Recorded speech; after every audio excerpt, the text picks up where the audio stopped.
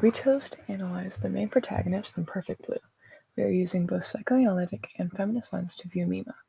First, I will introduce you to the main characters and give you a plot summary. Then I will tell you how the lenses work together to unravel the character and how she thinks and behaves. First, we have Mima Karaoke. She is the main protagonist and a former pop idol for the band Cham. She is free-spirited, bubbly, and a people pleaser. She changes careers from a pop idol to become an actor. Next we have Rumi Hidaka. She is the main antagonist, a former pop idol and Mima's agent. She is upset that Mima started acting and secretly suffers from affective dissociative identity disorder. She believes she is the real Mima, and she means to replace Mima Karaoke. She also commits a string of murders as Mima. This is Mamoru Uchida. He is a secondary antagonist and has an obsession with Mima. He often stalks her and sends her death threats. Rumi uses him as a scapegoat, and Rumi sends him emails as Mima and tells him to murder the imposter to protect the real Mima.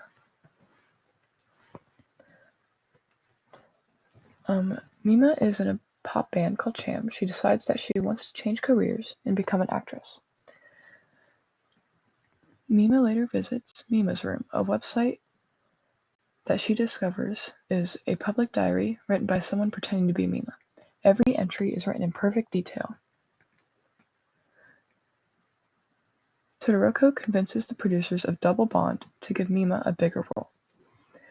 They agree but pressure her into doing a rape scene.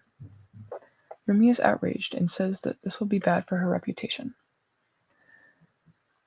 Mima sees an apparition of herself in her pop idol outfit, crying out that she doesn't want to do the scene. While filming the rape scene, Mima disconnects from reality, and Rumi is very upset. That night, Mima finds her fish dead and goes into a violent outrage, revealing that she did not want to do the scene. The apparition appears on her computer screen and insults her for tarnishing her reputation as a pure and moral idol. Mima becomes increasingly unable to separate reality from her work as an actress. She often confuses her daily life as a movie scene and vice versa. The apparition appears again later and taunts Mima, saying she was better as a pop idol. She believes she is going crazy, and the media starts to suspect Mima for a string of murders.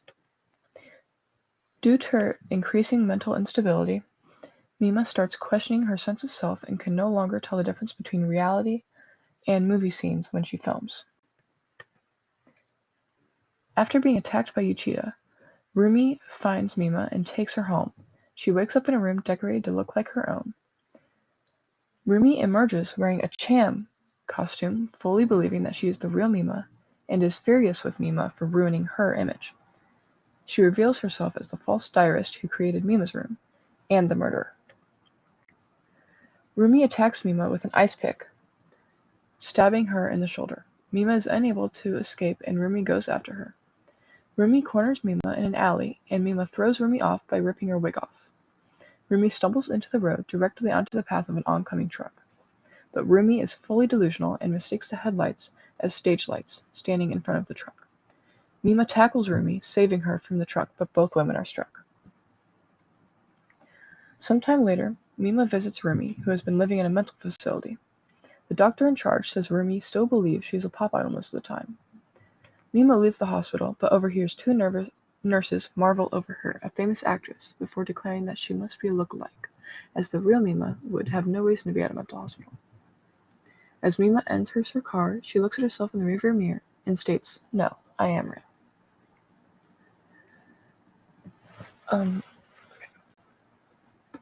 Some moments that would be important while psychoanalyzing would be when Mima discovers an online diary, documenting every little detail of her life, but downplays how serious it is, and won't look into it further. Mima is also pressured into a rape scene, and shamed for going through with it. Mima starts seeing apparitions of herself in her pop idol outfit, and she is having auditory and visual hallucinations. Mima comes home and finds her fish dead. She uses this opportunity to take her anger out on her room, tearing it apart. She is unable to tell the difference between her real life and the movie she is filming. She often has walls of amnesia, and it keeps her from being able to determine what what is real and what isn't. Some moments that would be important while analyzing the character through a feminist lens would be when Rumi needs Mima's reputation to be pure, and is afraid that if she films a rape scene, she wouldn't be seen as good and moral, and it would ruin her reputation. She is shamed by the apparition for being dirty and useless now that she is a peer. An appointment is scheduled for Mima to see magazine photographer, and he pressures her to taking nude photos, and she feels bad about this. This also further drives her feeling of shame and negative self-image. We can use both of these lenses to see how Mima's mental health declines and how this can be blamed on how she is treated. This treatment through the feminist lens is very wrong and unjust. This causes her to develop problems that we can look at using the psychoanalytic lens. By using both lenses, we are able to determine part of the cause and the effect regarding her loosened grip on reality.